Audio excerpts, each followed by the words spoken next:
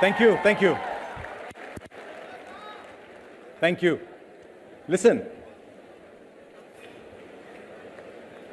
Listen, the main act is still to follow, yeah?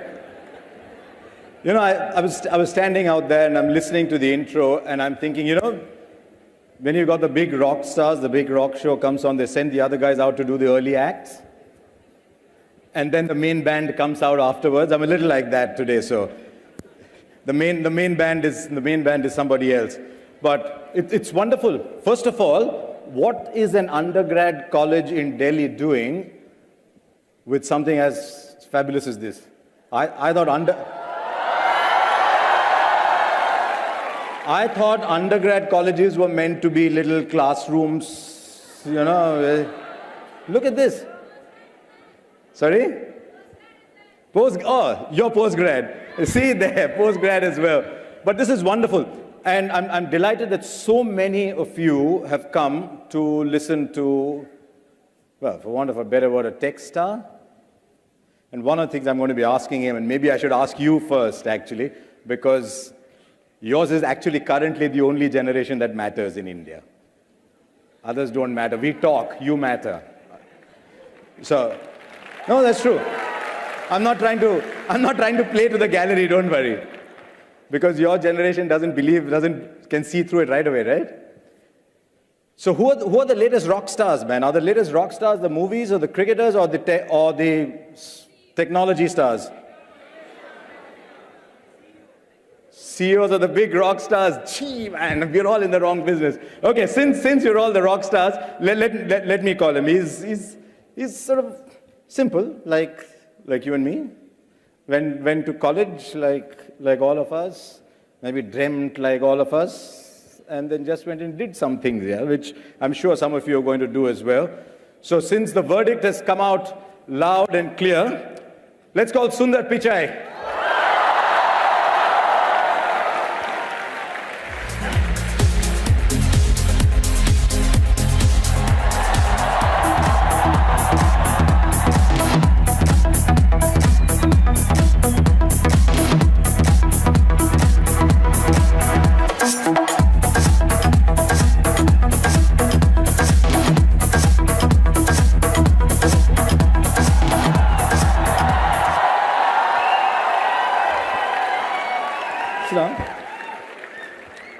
And since all of you are taking pictures, let me get out of them for a while. Come on, take all you want. I told you, I was asking him this just before I came out, and I was asking him the question I was asking all you guys, and he said, I don't know. But I did ask them. I said, who are the latest rock stars? Is it the music groups? Is it the movie stars? Is it the cricketers? They said the CEOs. So what's it telling you about the India you're reaching out to? Harsha was one when I was growing up. Nonsense. See, I told you he knows how to say the right things. No, but isn't it interesting that a tech star, and for all that you might say about being a good, simple South Indian, unassuming, you are one. What does it say about India that a tech star gets this kind of reception? You know, can everyone hear? Yeah, okay. Okay. Yes or no? Yes? Right. Yes, okay, great. You know, a few years ago, I'd come to India, and I was, you know, this was in Mumbai, and I was getting off the car, trying to go in for a meeting. And there was a person who came, opened the door of the car, and I was walking in, and, you know, he said, I listened to your Google I/O speech, and it was phenomenal, and which is our developer conference.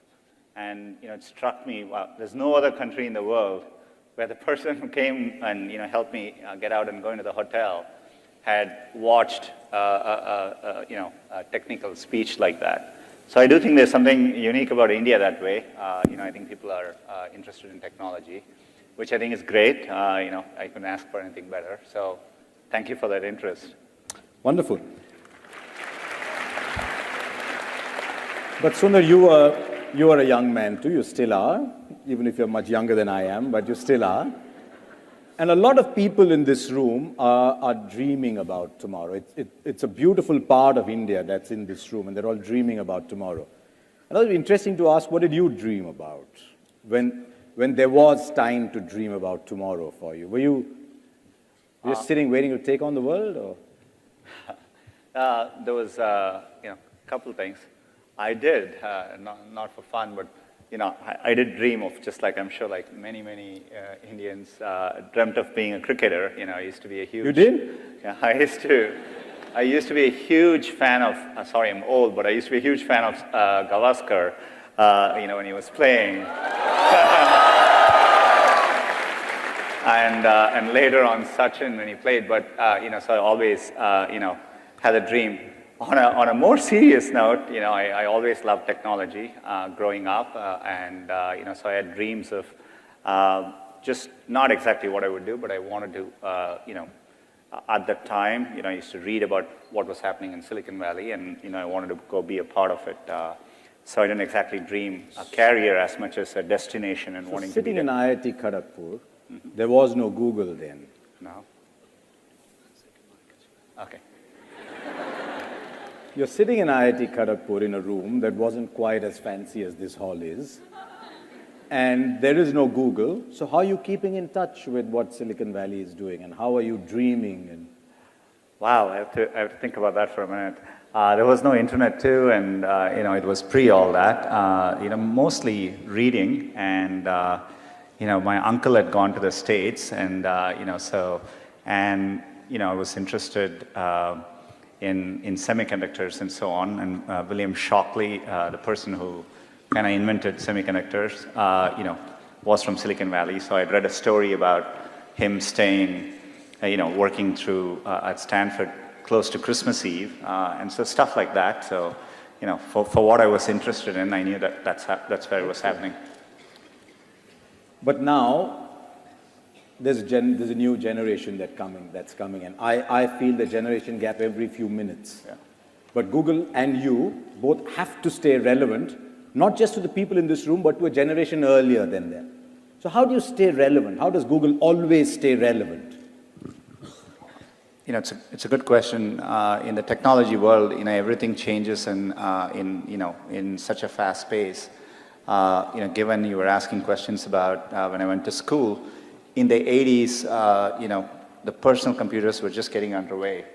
And, in 10 years from then, I just gone to the US, and the internet, as we know, came into existence. And 10 years after that, mid-2000s, when the first smartphones came into being, right? Android didn't even exist 10 years ago. And but kind of shows you how much things change. And so a lot of what we do is to figure out what that next wave is, and you have to do that. You have to reinvent yourself. Part of the reason we are all very interested in India is, it's an amazingly young country. It's a vast country. And so in many ways, we do think the trends of the future will come from places like that, so largely explains our deep interest in places like India. Just to tell you how much India has changed, there's a young man there who's taking a selfie of you from as far as just hoping that you're somewhere in the picture somewhere. One of the things I read about you, it said Sundar Pichai is Sundar Rajan, right? To give you the whole name. It actually was Sundara Rajan. No one could pronounce it, yeah. No, we can. There's Sundar Rajan. Yeah. Good. I grew up in Hyderabad, Telugu boy, so whatever. Marathi boy, Telugu boy. But they said he's an example of the fact that good guys can finish first. Now, on this one, the teachers are clapping more than the students. I wasn't exactly a good guy at school, though.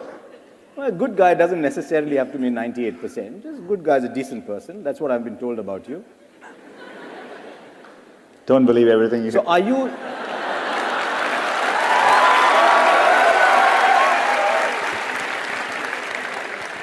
And that brought more cheers. So you're not the Rahul Dravid of the tech industry. No.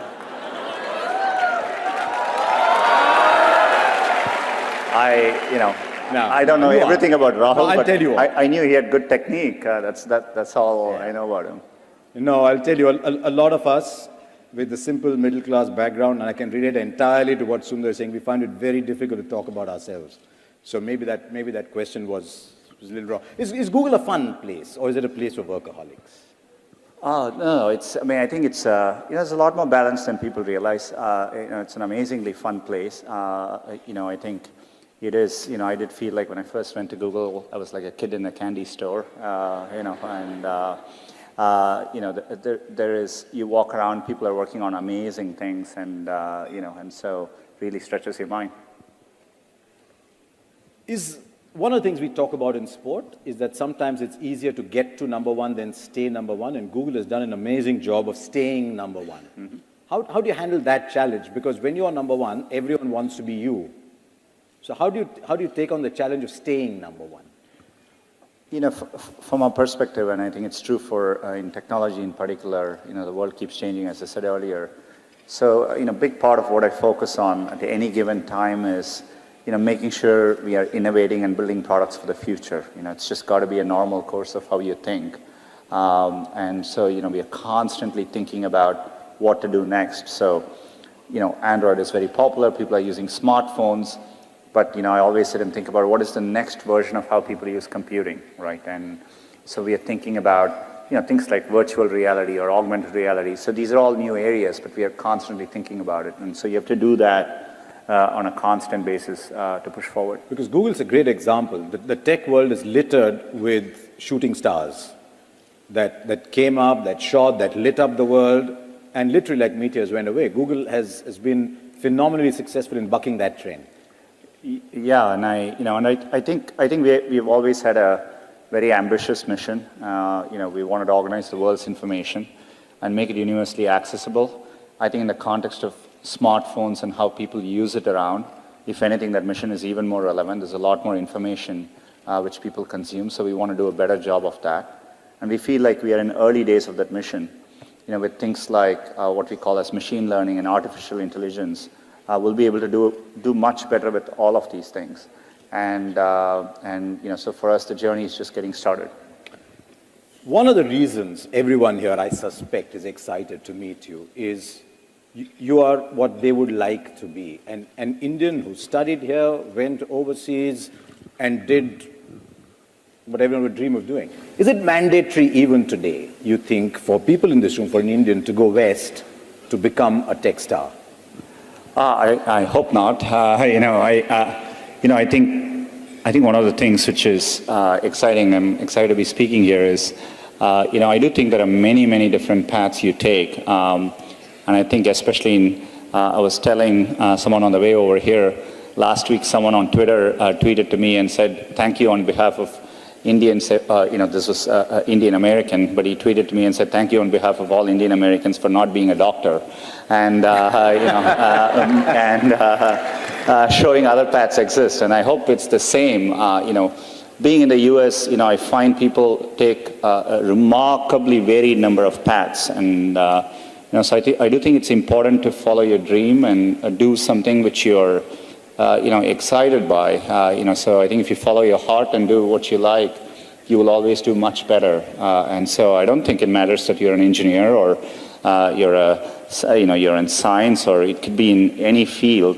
And I think you're a good example of having gone to IIM and switching and being at that time I distinctly was impressed by the fact that you were bold enough to do something like that. But I think it's phenomenal. You did something which you followed your heart, and I think those are examples. It's one of those moments when the head of Google says he knows you.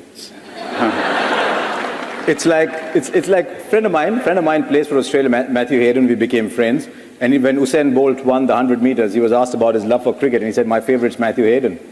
And his children said, "But you are our coach. Why does he know you?"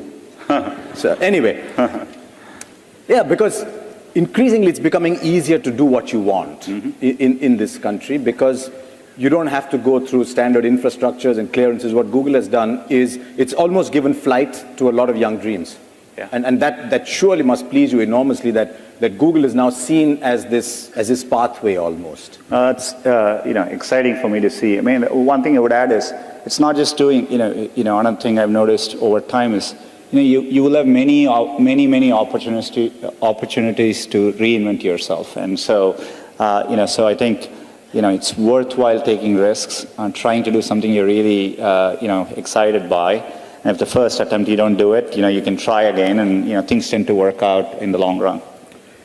Since you brought it up, it wasn't in a set of questions I'd worked on, but the attitude to failure in this generation is very different from mine. Mm-hmm. In my generation, to fail was to commit a crime. Mm-hmm. And yet what you're talking about is go do what you want, and there's always comebacks, aren't there?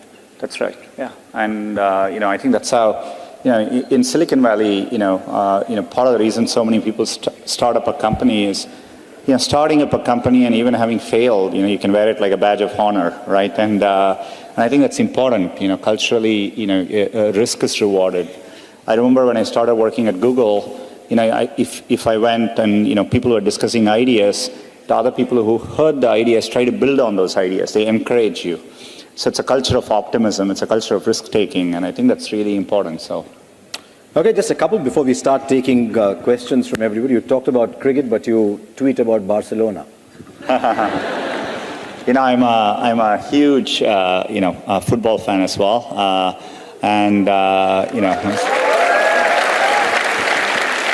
I remember when I was young, waking up driving my mom crazy because I would wake up in the middle of the night to watch World Cup soccer at that time and to watch the Brazilian team in those days, in the 80s. And, I continue to, cricket and soccer are two sports I follow. I follow actually football more now because it's easier to follow it there. And I'm a very big Barcelona and a Messi fan. All you guys who wanted to talk about Cristiano Ronaldo, don't. I don't know whether you saw the recent El Clasico in which Barcelona won 4-0.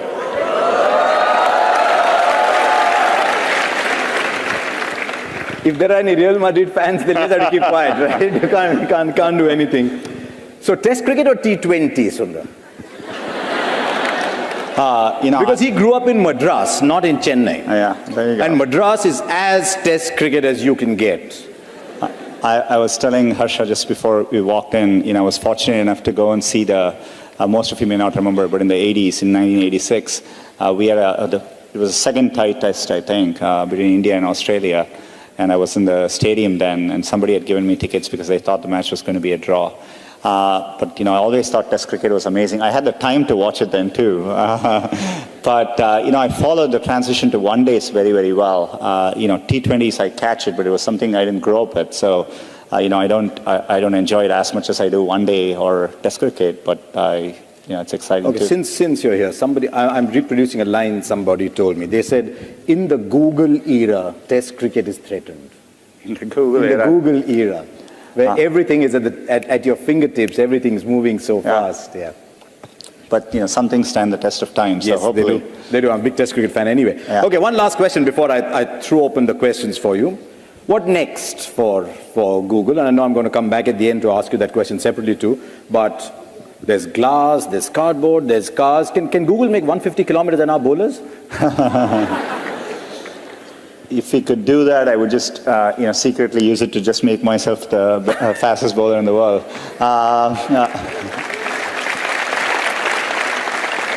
I think there are many things we are working on.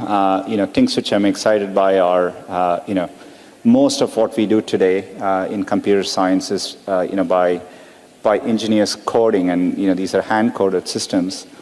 Over time, what we call as machine learning, or an extension of that, artificial intelligence, we'll be able to, in a learned way, build systems which automatically learn and do things.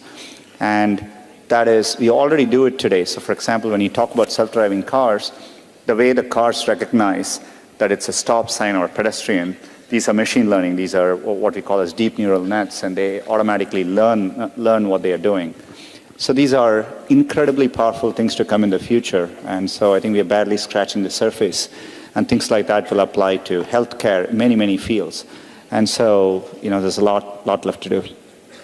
One day, the self-driving cars will learn how to drive in Delhi. that one is pretty hard, yeah. Okay, excellent. We've got questions from you, and it's incredible how many of you wrote in and asked questions. He's wearing a Google shirt as well. Okay. Okay, the question comes from Chandra Nair. Chandra, there you are from Kulachi Hansraj Model School. Have I got the pronunciation right? Yes, sir. Excellent. Chandra, your question. My question is, what would you have been if not the CEO of Google? Wow, I would have taken, I'm not that picky, football or cricket, I would have been okay with either. I think I would have still been building software products, that's what I love to do, and I always was fascinated by the fact that, with software, if you had an idea in your head, you could make it happen and you could see the outcome of what you did. And, I love building products at the end of the day, and, it's what I would have liked to do. It's the old thing, isn't it? When remember my father telling me when we were growing up, become whatever you want, but just try and become the best at it. So if you want to build products, just try and become the best at it, don't you? Okay, I think we're going left to Soumya Joshi from SRCC.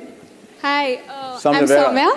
Hi, Sundar. Hi, Harsha. So my question for Sundar is, I'm right here. There you are, yes. So my question for you is, what motivated you to switch fields from first metallurgy to management to computer science? And did you ever feel incompetent or even a bit insecure while working with people who were given more qualified in that field than you were? My background, so I was always interested in technology, and the first chance I could get to program, I learned programming, and so for me, I never thought of it as switching fields as much as when the internet started happening, it took me a while to realize the power of it, and it became obvious to me for the first time we are going to have something which could connect one day all of humanity and would profoundly transform what people did. So I wanted to be a part of that, so part of that journey. So that's how I thought of it, and so I didn't think of it as necessarily switching careers.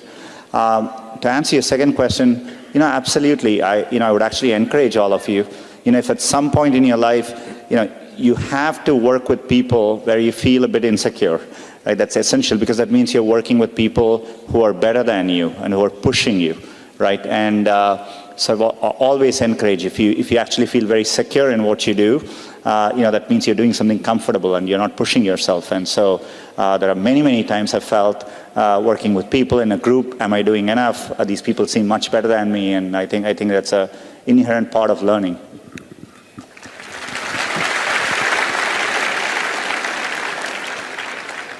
Chief, if there's one thing you want to take away from this hour you're getting with Sundar, may it be that. Let yourself be insecure from time to time. It's a lovely thing. The moment you start to get secure, and I can tell you we all, because we've seen a little bit more life, the moment you get secure, you're actually moving backwards. Okay, we've got a video question, and it's coming from IIT Kharagpur. So can we get the video question, please? Hello, Mr. Pichai. Greetings from IIT Kharagpur. My name is Hardik Katayarmal. My question is, recently startups from IITs have been on the rise, and they're set to transform India into the Silicon Valley of the East. So from your point of view, how much impact do these startups really have on India's progress, and how do you think this impact will change the face of the nation in the coming years? I'm not sure I got a last spot, but how will this change the pace of the nation in the coming years? Every year or 2 years, whenever I make these trips back here, I've always been waiting for this change in India. It was only when I came last year, I felt it very viscerally that, the startup culture had really taken hold here. It's incredible to see. For the scale of India over time, you do need entrepreneurs to tackle and build things for India and for globally. And, I think it's a unique opportunity India has. And, all the elements which you need is already here, and so I think India is very, very well positioned to do.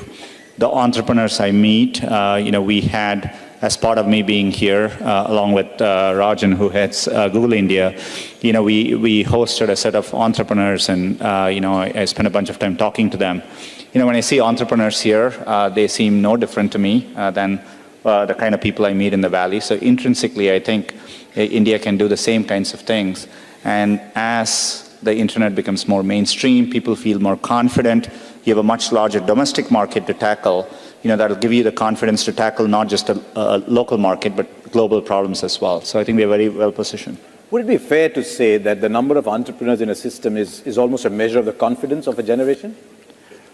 Yeah, I mean, the one good thing about India is I think, there's always been, whenever in India I used to walk around and go to some remote corner and find a tea stall, I always felt there is an entrepreneur there somewhere who saw that opportunity. So I think that streak has always existed. But I do think this generation, to your earlier point, I think is less, afraid to take risks and follow a conformist path, which is good. Excellent. I hope this realized somewhere that the generation before allowed them to do that, but that's okay. Okay, let's go to Shrey Goswami. Shrey, there you are. From Purnima University, are you? Yeah. Okay. Yeah, hi Sundar and hi Harsha. Yeah, I just want to ask that there are large number of developers who are students and developing quality apps. And they have startups as well. So how Google is planning to help them or support them apart from GBG or GDG groups? Developers are, I think, the bloodline of software, right? I mean, like, the more developers you have, you'll have more ideas and problems getting solved. India is, uniquely positioned. There's tremendous interest in software development compared to most countries in the world. One of the things which we announced, as part of me coming here, is we have a new program underway we are investing now. We plan to do this over the next 3 years to train 2 million new Android developers. And we are doing that in partnership with 30 universities. And so I'm incredibly excited by that. And, because for me, getting that many developers out there in the workforce, some of them will be entrepreneurs and will go on to solve many new things. A lot of these people are from Delhi, maybe they're from around here, but I think you'll find that the real fever will actually come from outside the metros. I mean, I'm not saying these people don't have the fever, but it's fantastic to see how India has grown into the smaller towns, and it's grown largely because people like Google have made information available to them. So Google has almost democratized society to that extent. Exciting to hear. Okay, we've got a teacher. This way. Malini Narayanan. From Army Public School, Shankar Vihar? Yeah. All right. Morning. Sorry, I'll turn back this way. There you are, ma'am. Yeah. A special moment to interact with you. Must also tell you that we have over 200, 300 school students here, and I head the Army Public School. I'm the principal. My question to you is, the Indian education system has done extremely well. We have you in Google, and that is the proof of the pudding. We want to know, how do we now adapt ourselves to become future ready? And what are the skills and the techniques that the children now need to learn so that they have an edge over the other competitors? There are plenty of nations fielding people. So how do we get the edge over the other nations of the world? Thank you. For me, I think a way, as you said, India has a strong educational system, and there's a culture of valuing education, which is phenomenal. I think ways in which we could move forward would be, for me, if I look at what is needed to solve the next generation of problems, creativity is an important attribute. I think so. Encouraging more creativity through the educational system. Today, I do think our educational system values, rigorous academic knowledge over necessarily, being more creative in how you approach education. I think that's important. Another thing I would say is, and I think I've seen it in the best schools in the US, etc. It's what I call, it's very experiential, very hands-on. People learn how to do things by doing them, and not just by learning about them, right? And I think that's a big difference. So, to me, so allowing a system in which there's a lot more creativity, learning how to get things done by hand, and so much more of a project-based experiential learning are all, I think, trends which the Indian educational system needs to adopt. And I also think it's important to teach students to take risks, and and making sure the system doesn't penalize for you to take risks, and if you're different. And so those are all attributes which I think are important.